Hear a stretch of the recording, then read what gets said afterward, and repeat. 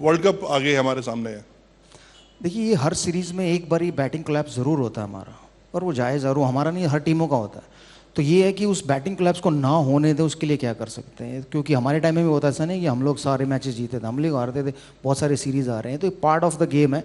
But ये है कि क्या गलतियाँ की हमने उसको ना दोहराएं दोबारा, या क्या विकेट बनाई है वो सेम विकेट ना बनाएं दोबारा दूसरे दूसरे सेंटर पर। बट कभी कभी ये भी प्रॉब्लम हो जाती है कि अगर बीसीसीआई में आपस में एसोसिएशन के साथ कोई खिंचाव है, तो उसके चक्कर में इंडियन टीम पिस जाती है, तो वहाँ विकेट ऐसा बनाया जाता है कि यहाँ पर यार इंडियन टीम जीते ही ना, क्योंकि उनकी लड़ाई चल रही होती है बीसीसीआई में। तो वो भी कभी कभी रीज़न हो जाता है। एसोसिएशन टीम को ही हरवा देती है, टीम को हरवाती नहीं, विकेट ऐसा बना देती है कि फिर टीम उस पर कुछ कर नहीं पाती। क्योंकि मैंने तो बहुत देखा अपने कैरियर में, हमारे टाइम में बहुत, हम लोग नागपुर में एक टेस्ट मैच खेले थे, वो ग्रीन टॉप था। मोहाली में एक बार खेले थे, वहाँ पर ग्रीन टॉप था। तो कानपुर में खेले थे एक बार, वहाँ टर्निंग ट्रैक था।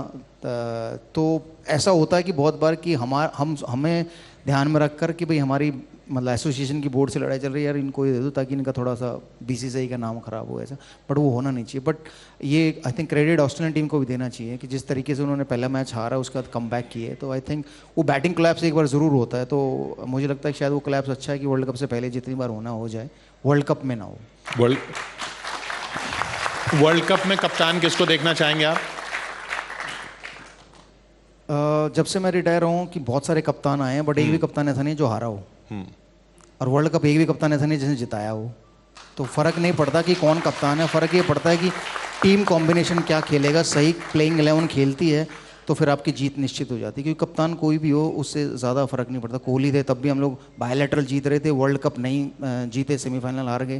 रोहित शर्मा बने हैं, उनके अंडर भी वर्ल्ड कप T20 खेले, वहाँ भी सेमीफाइनल हार गए। तो टीम कॉम्बिनेशन उस दिन बेटर होना चाहिए, और टीम की उस दिन परफॉर्मेंस बेटर होनी चाहिए, तभी आप जीत सकते हो। तो मेरे ख्याल से रोहित शर्मा अभी तक अच्छी कप्तानी कर रहे हैं, शायद वही होने चाहिए।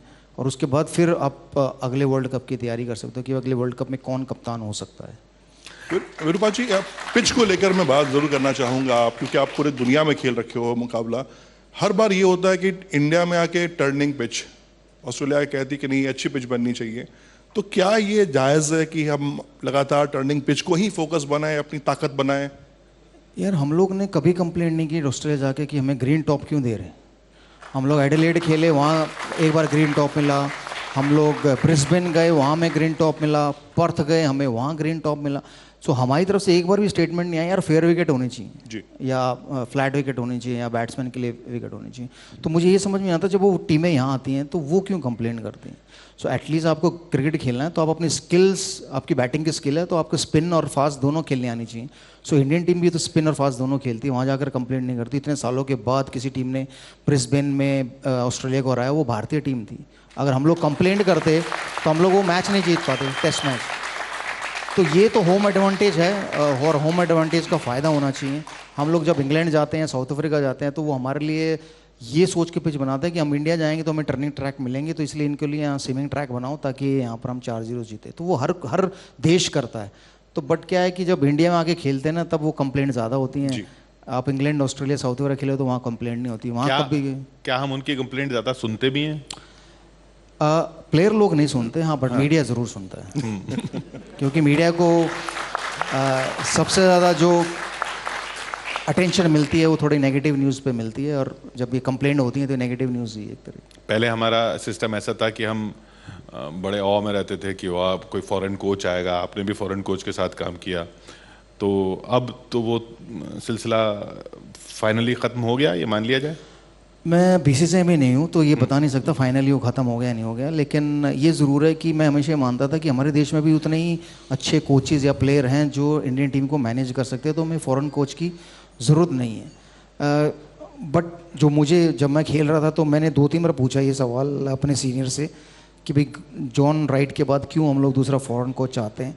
तो क्योंकि उन लोगों ने बहुत सारे इंडियन कोचेज़ के साथ अपना टाइम बिताया था, तो वो ये कहते थे कि कभी कभी इंडियन कोच ना बायस हो जाते हैं, फेवरेट हो जाता है, कोई फेवरेट नहीं होता है, तो जो नहीं होता बेचारा उसकी शामत आ जाती है, वो उसको बाहर हो चले जाता है। तो फ़ॉरेन कोच आएगा सबको एक निगाह से देखेगा, ऐसा उनका मानना था। बट एक्चुअली फ़ॉरेन कोच भी आकर सबको एक निगाह से नहीं देखता, उसके भी फेवरेट होते हैं। वो भी नाम के आगे गिर जाता है, ये तेंदुलकर है, द्राविड है, गांगुली है, लक्ष्मण है, तो वो ऐसा कुछ नहीं होता। तो बाद में आप चैपल के फेवरेट बने नहीं कभी? नहीं, मैं आया तो चैपल ने पहली स्टेटमेंट ये दी थी कि भाई Sehwag will be the next captain. और 2 महीने में ऐसा क्या हो गया कि पता नहीं कैप्टन से वो टीम से बाहर हो गए। सो ऐसा मुझे ऐसा लगता है कि कोचिंग इंडियन टीम को कोचिंग की ज़रूरत नहीं, इंडियन टीम को मैन मैनेजमेंट की ज़रूरत है कि भाई आप एक ऐसा आदमी हो जो सारे प्लेयरों के साथ ना अच्छी दोस्ती रख सके, अच्छा ख्याल रख सके। भाई कोच को ये मालूम होना चाहिए कि बस मेरे को इसको कितनी प्रैक्टिस करानी है, इसको कितनी नहीं। जो कि आई थिंक उन सब में बेस्ट थे गैरी कर्स्टन, क्योंकि वो मुझे सिर्फ 50 बॉलें खिलाते थे। राहुल द्रविड़ को 200 बॉलें खेलते थे, सचिन तेंदुलकर 300 बॉलें खेलते थे, गौतम गंभीर 400 बॉलें खेलते थे, आकाश चोपड़ा और ज़्यादा खेलते। तो ये उनको मालूम था कि यार इनको इतनी बॉलें खेलने को मिलनी चाहिए, इसको इतनी बॉलें खेलने को मिलनी चाहिए। और उसके बाद वो छुट्टी देते थे कि भाई अब आपका काम हो गया, आप घर जाइए, होटल जाइए आराम की। तो वो उनको पता होना चाहिए कोचेज़ को कि यार मेरे ये प्लेयर हैं, इनको मेरे को कितनी प्रैक्टिस करानी है, किसको कितनी प्रैक्टिस की ज़रूरत है, किसको प्रैक्टिस की ज़रूरत नहीं है। तो बहुत सारे प्लेयर ऐसे भी होते हैं जो अपने आप को मेंटली प्रिपेयर करते हैं, क्योंकि उन्हें मालूम है मैं 15 साल से क्रिकेट खेल रहा हूँ, अब मुझे प्रैक्टिस में मेरी ना कोई बेटर होना है ना कुछ ख़राब होना है।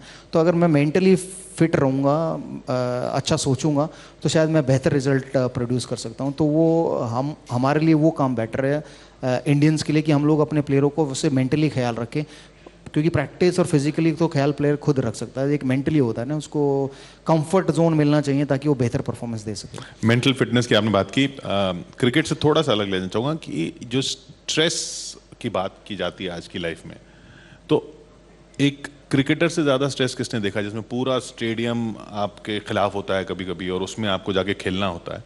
तो ये जो स्ट्रेस, जो दूसरा स्ट्रेस है, जीवन का स्ट्रेस जिससे लोग जूझते हैं, उनको आप क्या सलाह देंगे? आप कैसे हैंडल करते थे? यार मेरा तो फंडा ये था कि स्ट्रेस लेना नहीं, स्ट्रेस देना आना चाहिए। सो मैं तो कोशिश ये करता था कि बॉलरों को स्ट्रेस दे दूँ पहली बॉल पे ही, चौका छक्का मार के। सो मेरे फादर हमेशा मुझे एक बात कहते थे कि ज़िंदगी में जितना मिले उससे खुश रहना आना चाहिए। सो मैंने वो टाइम देखा है जब मेरे फादर मदर, हम 2 भाई और 2 बहनें थी, तो 6 बंदों के लिए 1000 रुपये मिलते थे महीने के। तो उस 1000 रुपये में गुजारा किया है। फिर वो 1000 धीरे धीरे कुछ सालों के बाद 5000 रुपये हो गए, फिर वो 5000 से वो 10,000 रुपये हो गए।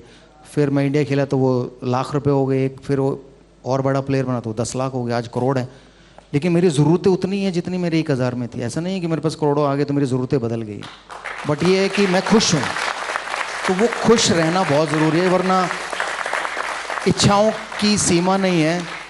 सो आज अगर मेरे पास एक 500 गज़ के प्लॉट पे घर है तो मैं चाहूँगा यार 5000 गज़ पे मिल जाए, या 50,000 गज़ पे मिल जाए, या अंबानी जैसा घर मिल जाए, या मेरा प्राइवेट जेट हो जाए। तो इच्छाओं की सीमा नहीं है। तो जितना अगर उसमें खुश है, उसमें आप खुश हो, तो फिर आपको स्ट्रेस नहीं होगा लाइफ में, मुझे ऐसा लगता है।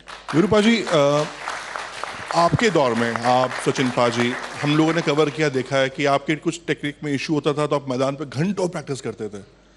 आजकल ये देख रहे हैं कि अगर किसी की बल्लेबाजी में टेक्निकल कोई इशू है तो वो ग्राउंड पे कम जिम में ज़्यादा दिख रहा है। टाइम की बात है, टाइम बदल गया है। तो हमारे टाइम में हम लोग ज़्यादा कोशिश करते थे जितना ज़्यादा ग्राउंड पर, जितना ज़्यादा अपनी प्रैक्टिस स्किल्स को इम्प्रूव कर सके, चाहे वो फील्डिंग प्रैक्टिस हो, बॉलिंग हो या बैटिंग हो, तो उसको जितना इम्प्रूव कर सके, क्योंकि एंड में मेरे वो काम ज़्यादा आनी है, जिम वाला काम कम आना। हाँ, जिम से एक फ़ायदा हो सकता है कि मैं 10 साल की बजाय 15 साल या 20 साल खेल सकता हूँ, वो ज़रूर है, वो होना चाहिए। लेकिन वो बॉडी टू बॉडी होना चाहिए कि अगर मेरी बॉडी अलाउ करती है मुझे इतनी एक्सरसाइज करना या ये जिम वेट लिफ्टिंग करना, तो मुझे वो करनी चाहिए। नहीं अलाउ करती, मुझे पता है मेरे को बैक प्रॉब्लम है या मेरे को नी प्रॉब्लम है, मैं सिर्फ उसको मैनेज कर सकता हूँ, तो उतनी ही एक्सरसाइजें करनी चाहिए। I think skill is more important than anything else. क्योंकि बीच में इंडियन टीम में एक ट्रेंड ये भी आया था कि अगर आप यो टेस्ट फेल हो गए हो तो आपको इंडियन टीम में खेलने का मौका नहीं मिलेगा। सो अगर हमारे टाइम में ये होता तो हमारे बहुत सारे दिग्गज खिलाड़ी वो टीम का पार्ट ही नहीं होते, क्योंकि वो यो टेस्ट कभी नहीं पास कर पाते। तो वो समय स्किल्स पे ज़्यादा इंपॉर्टेंट था। और आज भी स्किल ही है, आपको मैच कौन जिताएगा? जो अच्छा खेलेगा वो जिताएगा, जो अच्छा भागेगा वो जिताएगा। सो भागने वाला अगर चाहिए तो फिर वो मैराथन में दौड़ा लो उसे, क्रिकेट खिलाने की क्या ज़रूरत है? तो मुझे ऐसा लगता है।